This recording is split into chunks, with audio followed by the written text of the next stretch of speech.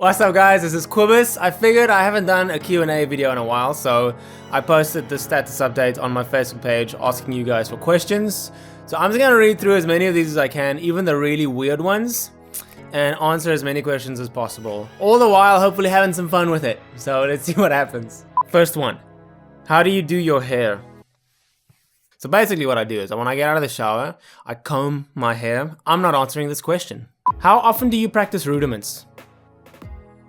Not often enough, I'ma tell you. Why do we do this? Why do drummers always do this? Why do we all say, hey, quickest way to improve your drumming, practice rudiments. But we never practice rudiments.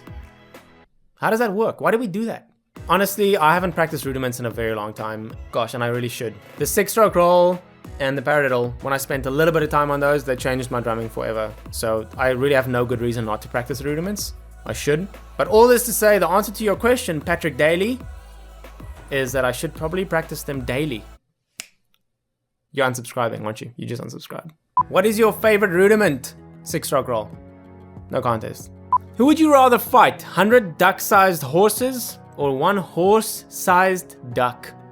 Oh, that's easy. 100 duck-sized horses. Dude, a horse that's that big? You just kick him. Kick him. Boom, boom, boom. You just run through the sea of duck-sized horses and just kick, bro. What are they gonna do? Like, the only thing a horse can do to hurt me is bite me and kick me, okay? There's the only 2 weapons in the arsenal of an aggressive horse, all right?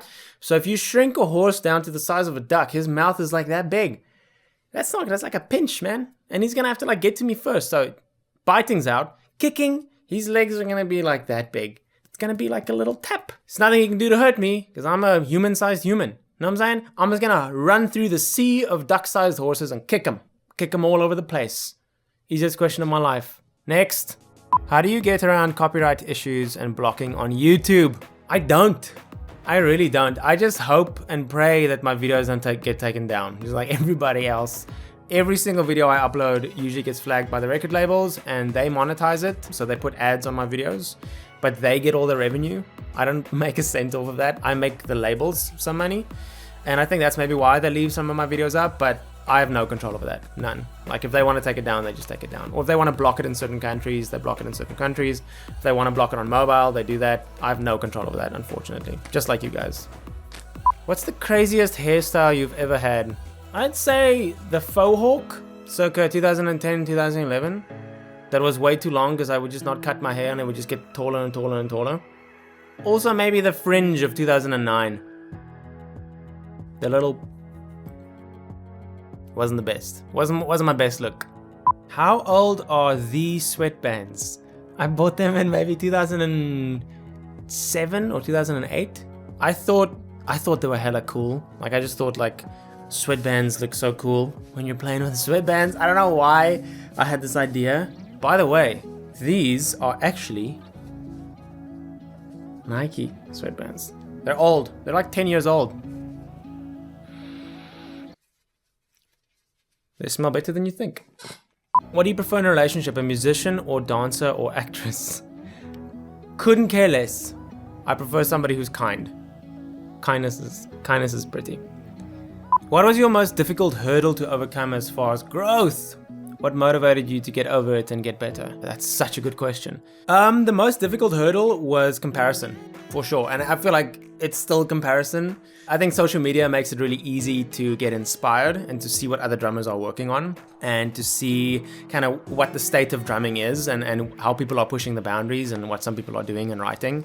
But I think social media also makes it effortless to compare yourself with other people to your detriment. And so basically I went through this phase, I want to say it was maybe 3 years ago, where I hated drumming for like 6 months because every time when I went into the practice room, I would just try and play things that other guys were playing and I would fail consistently and I just didn't enjoy drumming.